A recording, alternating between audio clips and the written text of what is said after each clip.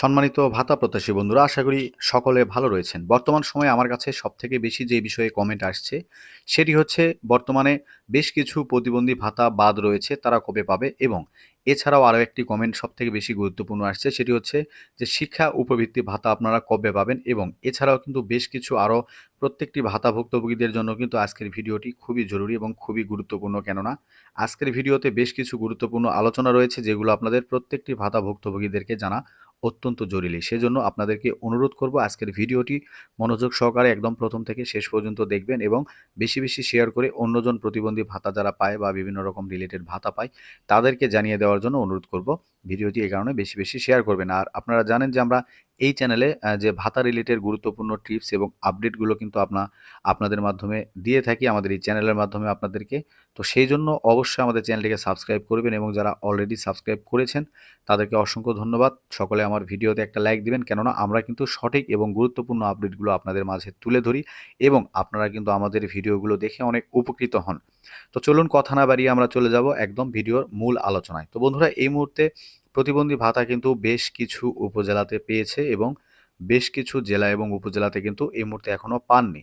তবে যারা পাননি তারা কবে পাবেন এবং যারা পেয়েছেন তাদের তো ঠিক আছে, কিন্তু যারা পাননি বা তা কেন পাননি বা এখানে দুইটি কারণ থাকতে পারে, সেই বিষয়গুলো নিয়ে আলোচনা করব ধাপে ধাপে। তো প্রথমত যেই বিষয়টি আমরা আলোচনা করব যে যারা পাননি তারা একটু ওয়েট করতে হবে, কেননা প্রতিবন্ধী ভাতা কিন্তু সারা বাংলাদেশের সকল জেলা এবং সকল উপজেলায় কিন্তু একদম ক্লিয়ারভাবে সব কিছু দেওয়া হয়নি। যেমন আমার কাছে নিউজ এসেছে নওগাঁ জেলার বেশ কিছু অঞ্চলে পাননি, রংপুর বিভাগের বেশ কিছু অঞ্চলে কিন্তু পাননি এবং এরকম বিভিন্ন বিভাগ এবং বিভিন্ন জেলা থেকে কিন্তু সকলে পাননি। তবে আপনাকে কনফার্ম হতে হবে আসলে আপনি পাবেন কিনা। তো সেই বিষয়ে কিন্তু আপনাকে কনফার্ম হতে হবে এবং আপনাকে কনফার্ম হতে হলে অবশ্যই আপনাকে আপনার যে নিকটস্থ সমাজসেবা অধিদপ্তর রয়েছে সেখানে যেতে হবে। কেননা বর্তমান সময়ে কিন্তু সিমের বিষয়টি অনেক সেন্সিটিভ হয়ে গেছে, কেননা যার নামে সিম নেই সে কিন্তু ভাতা অনেকে পেয়েছেন এবং সামনের দিকে আমরা যেটি জানতে পারছি তারা পাবেন না বা তাদের রিলেটিভ পরিবারের কাউকে করতে হবে এবং সেটি একটি প্রক্রিয়ার মধ্যে, একটি চলমান প্রক্রিয়ার মধ্যে সেটি করতে হবে। যদি অনেকের এমন রয়েছে যারা সিম রেজিস্ট্রেশন করতে পারে না, দুই হাত নেই, অথবা এমনও রয়েছে যাদের পরিবারের ছোট অনেক, যাদের এখনও 18 বছর হয় নাই, সেই কারণে কিন্তু তারা এখনও সিম কার্ড উঠাতে পারেন না। তো তাদের জন্য থাকছে, তাদের জন্য কোনো না কোনো ব্যবস্থা থাকছে। সেটি কিন্তু আপনারা অবশ্যই যে নিকটস্থ সমাজসেবা অধিদপ্তর রয়েছে সেই সমাজসেবা অধিদপ্তরে কিন্তু আপনাদেরকে যোগাযোগ করার জন্য অনুরোধ করা হচ্ছে। এবং আরও একটি গুরুত্বপূর্ণ বিষয় যেটি রয়েছে সেটি হচ্ছে শিক্ষা উপবৃত্তি ভাতা নিয়ে। ইতিমধ্যে কিন্তু আমার কাছে বেশ কয়েকটি কমেন্ট এসেছে, আপনারা স্ক্রিনের উপরে দেখতে পাচ্ছেন। আমার কাছে কিন্তু বেশ কয়েকটি কমেন্ট এসেছে যে শিক্ষা উপবৃত্তি ভাতা এই মুহূর্তে কিন্তু অনেকের দেওয়া শুরু হয়ে গেছে।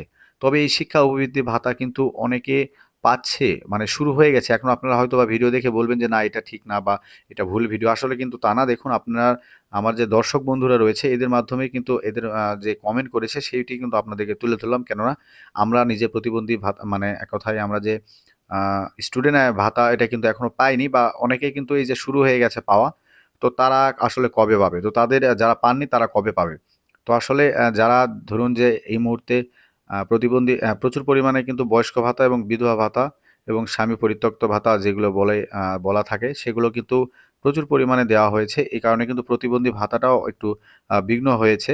তো যে কারণে কিন্তু প্রতিবন্ধী ভাতাগুলো ইতিমধ্যে এখনো শেষ করতে পারেনি গভর্নমেন্ট বা মন্ত্রণালয়। তো সেই কারণে কিন্তু প্রতিবন্ধী ভাতা শেষের দিকে কিন্তু আপনারা শিক্ষা উপবৃত্তি ভাতা কিন্তু পেতে পারবেন।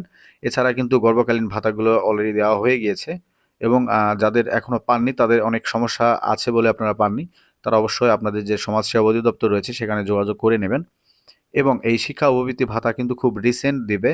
আপনারা সকলে ধৈর্য ধরবেন এবং আমাদের সঙ্গে থাকবেন, আমাদের চ্যানেলটিকে সাবস্ক্রাইব করে, এবং আপডেটগুলো কিন্তু আপনারা কন্টিনিউ পেয়ে যাবেন। কেননা আমি এর আগে কিন্তু একটা ভিডিওতে বলেছিলাম যে প্রতিবন্ধী ভাতা দেওয়া শুরু হয়ে গেছে আজ সন্ধ্যা থেকে। সেদিন থেকে কিন্তু অনেকে প্রতিবন্ধী ভাতা পেয়েছেন। তো সেই কারণে অবশ্য অনেকে আমার ভিডিও শেয়ার করে। আপনারা অবশ্যই বেশি বেশি শেয়ার করবেন এবং দেখা হচ্ছে আরও একটি গুরুত্বপূর্ণ ভিডিওতে। ততক্ষণ পর্যন্ত সকলে ভালো থাকবেন। ধন্যবাদ।